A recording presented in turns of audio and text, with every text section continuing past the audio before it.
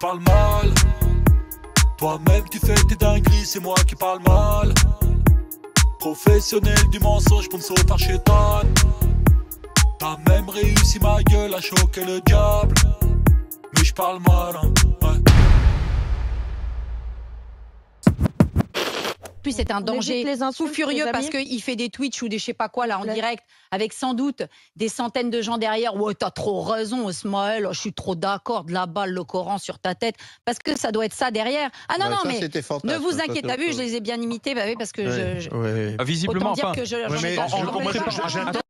T'as vu comment elle parle? Elle dit ouais, parce que je suis sûr ça doit être ça derrière. Bah non, nous on a été voir le truc, c'est pas ça derrière. Mais alors pas du tout même, mais vraiment pas du tout. Le mec, il a fait un live, il était en face alors je crois que c'était un franco-israélien, hein, clairement. Et il y avait un débat, mais assez virulent, tu vois ce que je veux te dire.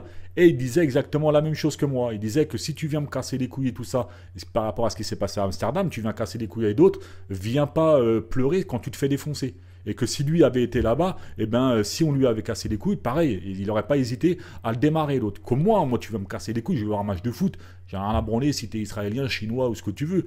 Tu vas prendre 2-3 bougies dans le nez, hein, je te le garantis, je vais te mettre un coup de pelle et un coup de parpaing sur le nez, c'est clair. Donc elle, la Barbara Lefebvre, là, elle parle trop mal. Ouais, c'est que sur le Coran, sur ma mère, c'est quoi ton délire? Elle parle grave mal. Déjà, je l'avais déjà entendu une première fois parler sur les gitans.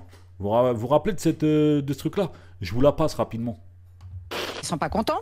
Ils viennent à 10, on se demande bien pourquoi ils viennent tous en troupe. On a des gens qui n'ont pas apparemment, les codes d'une société civilisée. Non, ils n'ont pas les codes d'une société civilisée. Alors, ils vivent selon leurs règles, d'accord? Les gens du voyage, les machins, ils ont leurs propres lois, leurs propres règles. Quand vous avez des cirques qui sont tenus par des gens du voyage, je vous raconte pas l'état dans lequel sont les animaux. Va demander aux instances départementales vétérinaires de venir chercher les animaux. Tu les as tous sur le dos et ils t'attendent à coup de barre de fer. Donc moi, je suis navrée. Il y a des gens, ils n'ont pas les codes. Si vous n'avez pas les codes, il disait que la prise en charge n'était pas assez rapide. Eh ben, la porte est ouverte, ils n'ont qu'à pas aller se faire soigner. Et puis, ils vont se faire soigner dans le pays des gens des voyages. Je sais pas où c'est, mais qu'ils y aillent. Alors, bon, je vais rester cool. Je vais rester cool. Mais je vais te démarrer quand même.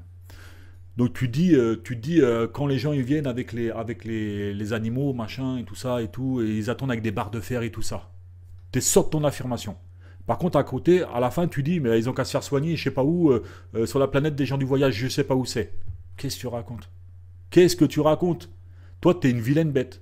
Franchement, la vie de ma mère. Quand vous l'entendez parler sur la première vidéo que je vous ai expliqué, plus là, vous l'entendez parler là, je vous dis, mais qu'est-ce que ces gens, ils foutent à la télé? Comment est-ce possible qu'il y a des gens câblés qui écoutent ces gens-là? Moi, je trouve ça assez lunaire quand même.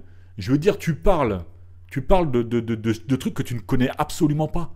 Par contre, alors, tu dis, tu sais pas où c'est la terre des gens du voyage qui se fassent soigner là-bas, machin, ça. Quand c'est les Israéliens, pardon. Jamais entendu parler sur la CAF israélienne que les mecs qui touchent là-bas et tout ça. Hein? Jamais entendu parler sur ça.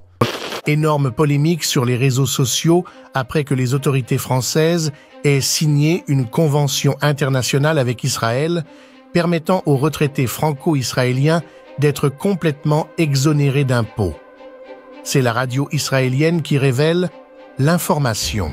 La convention, c'est quoi? C'est la convention franco-israélienne. D'accord. Convention fiscale franco-israélienne. Entre Israël et la France ont une convention. Donc profitons-en. Il n'y a pas de double imposition. Tout à l'heure, vous me dites peut-être les deux. Il n'y a pas de double imposition entre Israël et la France. Israël, comme vous venez de dire. Il y a une exonération de 10 ans. Voilà. Donc, pour toutes les personnes qui sont venues après le 1er janvier 2007. C'est important de dire. Important de le préciser. Ils ont 10 ans d'exonération et les retraites sont considérées comme des salaires provenant de l'étranger, donc exonérés à 100%. Donc, pendant 10 ans, si vous répondez à ces critères, vous ne payez pas d'impôts, mais j'adore. La révélation a provoqué une énorme polémique, sachant que la France a renforcé sa surveillance aux retraités en dehors de l'Europe. En 2023, je m'étais engagé à lutter contre les retraites frauduleuses à l'étranger, notamment via l'envoi d'inspecteurs en Algérie pour lutter contre la fraude à l'existence. Nous avons doublé le contrôle de retraités résidant à l'étranger et nous avons détecté, rien qu'en Algérie, 750 dossiers frauduleux l'année dernière. Cette nana, elle me pose problème parce qu'elle a vraiment, vous voyez, le 2 poids 2 mesures. Elle est clairement fixée sur son truc. Elle avait dit plein de conneries, cette nana-là.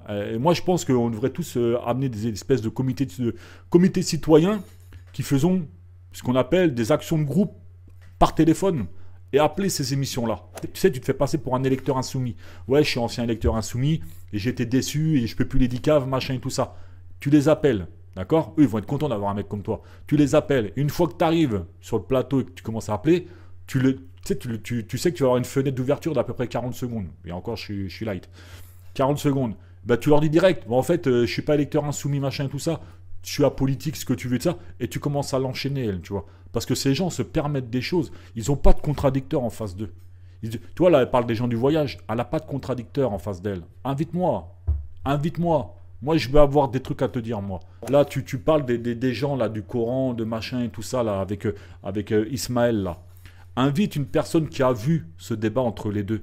Tu vois, plutôt que de raconter ta merde. Combien elle est payée, cette nana-là, à raconter sa merde sur RMC? Elle et tous les autres. Hein. C'est un truc de fou. Je veux dire, à un moment, les amis, c'est ces gens-là qui font la politique du pays. Si on a un RN qui est monté comme il est monté avec ses 11 millions d'électeurs, alors je ne dis pas que c'est elle particulièrement, mais c'est ces émissions de faible qualité d'information qui font en sorte que le pays, il régresse intellectuellement.